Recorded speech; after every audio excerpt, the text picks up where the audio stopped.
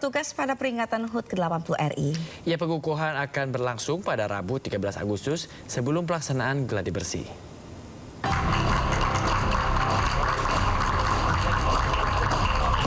...76 siswa-siswi calon paskibraka yang terpilih melalui seleksi oleh Badan Pembinaan Ideologi Pancasila atau BPIP dari seluruh provinsi di Indonesia akan dikukuhkan sebagai Paskibraka Nasional 2025 pada Rabu 13 Agustus. Pengukuhan akan dilakukan langsung oleh Presiden Prabowo Subianto sebelum pelaksanaan gladi bersih. Sementara untuk pembawa baki dan pengerek bendera akan diumumkan tepat pada tanggal 17 Agustus 2025 mendatang. Terakhir nanti tanggal 14 Agustus. Ya. Kalau untuk pengukuhan 76 paskibraka jadinya kapan Mas? Besok apa lusa? Sebelum gaji. Tanggal 14. Berarti tanggal 14. Tanggal 13. Mas, ini kan juga latihan berlangsung di tahun ini dan diharapkan juga berada persiapan. Mensesnek juga mengatakan akan ada konsep baru dalam perayaan HUT RI tahun ini. Kendati demikian, Mensesnek tidak merinci konsep baru yang nantinya akan menjadi kejutan. Dari Jakarta, Jen Cahyani, Damar Wicaksono, iNews melaporkan. Jelang perayaan Hari Ulang Tahun ke-80 RI, belasan ribu peserta memeriahkan Karnaval Lembah Baliem di Pegunungan Papua. Ya, pemirsa, para peserta menampilkan ragam pertunjukan seperti paskibraka, perang-perangan, tarian khas daerah, hingga aksi bela diri.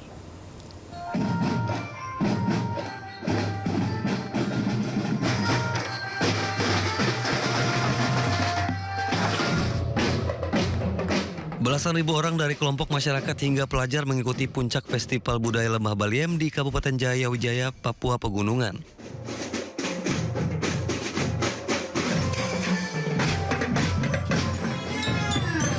Para peserta menampilkan pertunjukan seperti paskibraka, perang-perangan, tarian khas daerah, aksi bela diri, dan lainnya.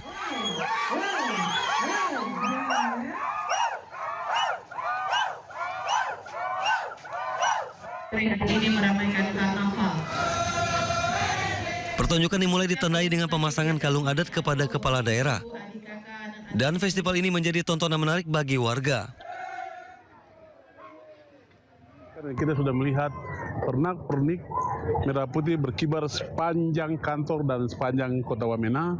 Itu menunjukkan bahwa persatuan Indonesia itu kokoh dari Sabang sampai Merauke dan tetap mempertahankan kemerdekaan Republik Indonesia yang hari ini atau tahun ini jatuh di 80 tahun. Kegiatan ini merupakan rangkaian jelang perayaan Hari Kemerdekaan Republik Indonesia yang ke-80. Dan juga sebagai penutupan Festival Lembah Budaya Baliem 2025. Putih dan berkuasa. Ya, pemirsa, ratusan siswa SD dan SMP di Kecamatan Gemolong, Sragen, Jawa Tengah diduga mengalami keracunan makanan usai mengkonsumsi menu makan bergizi gratis. Para siswa mengaku mengalami mual, sakit perut, pusing, muntah, dan diare.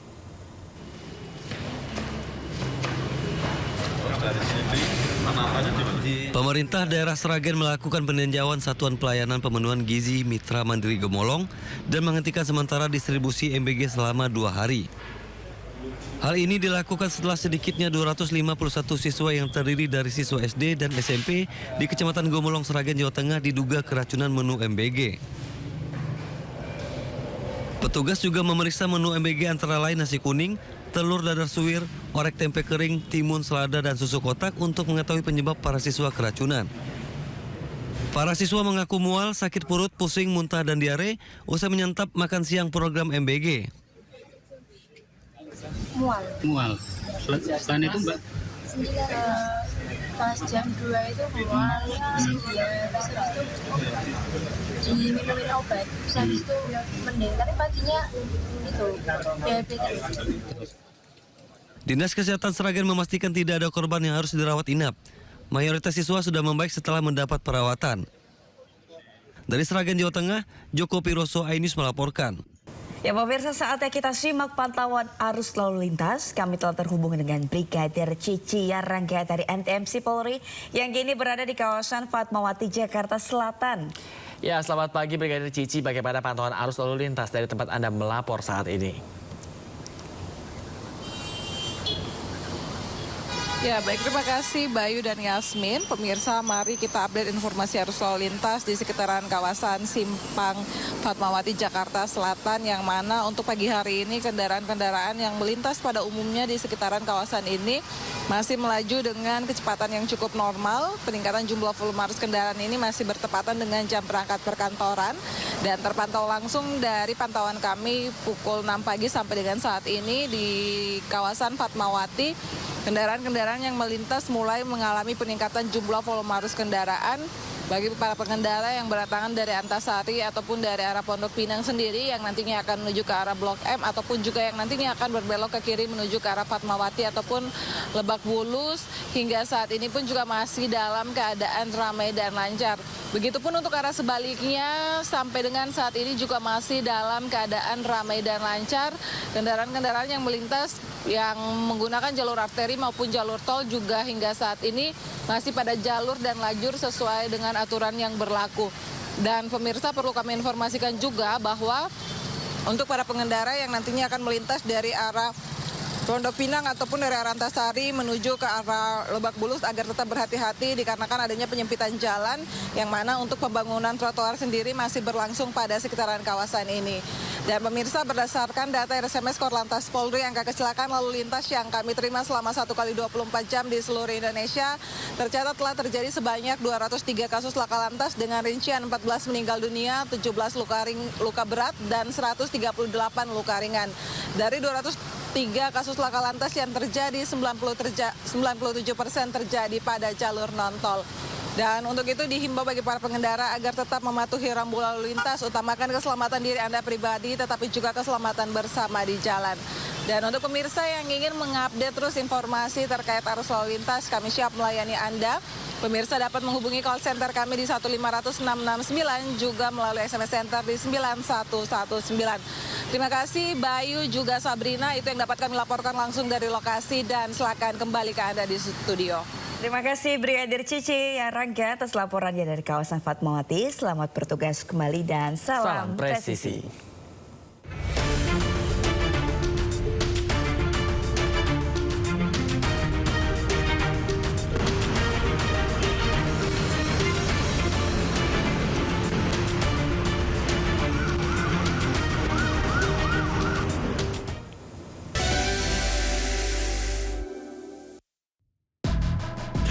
Kasus hukum dan politik di Indonesia. Berencana menerapkan program wajib militer bagi anak-anak bermasalah, terutama mengedepankan objektivitas dan juga fakta yang ilmiah. Saat proses pemusnahan amunisi kadaluarsa di Garut, Jawa Barat.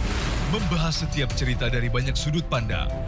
Ayah saya sendiri ya, terkena tembakan di dalam kandungan. Inside Story di Sindo News TV.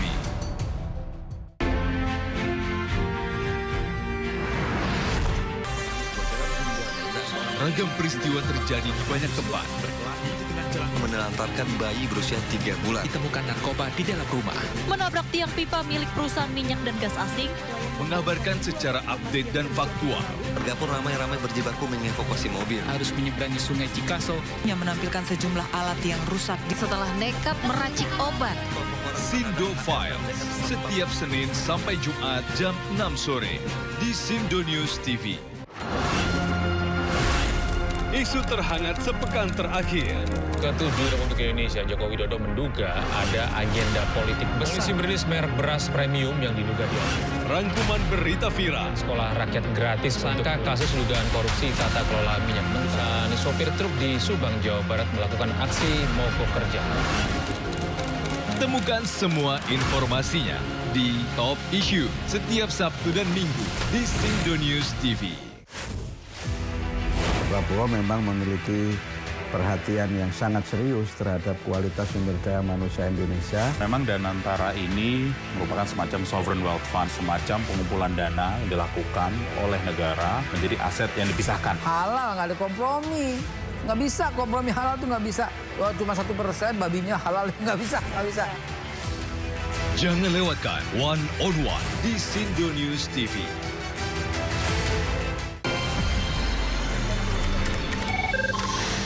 Sumber dari berbagai sumber berita aktual. Sumber informasi Cafe, sumber inspirasi. Dari acara deklarasi Saji lugas, Tegas, dan berkelas. Hasil gelar perkara. Semuanya lengkap di sini. Sindo News TV, Beyond Headlines. Apresiasi tertinggi bagi inspiratif otomotif di Indonesia. Dimeriahkan oleh Mesa Hira, Axel Ramanda, DJ Una, Joy Boy, dipandu oleh James Purba, Rosalyn Chiu. Saksikan Automotive Awards 2025 besok malam pukul 9 di Sindo News TV.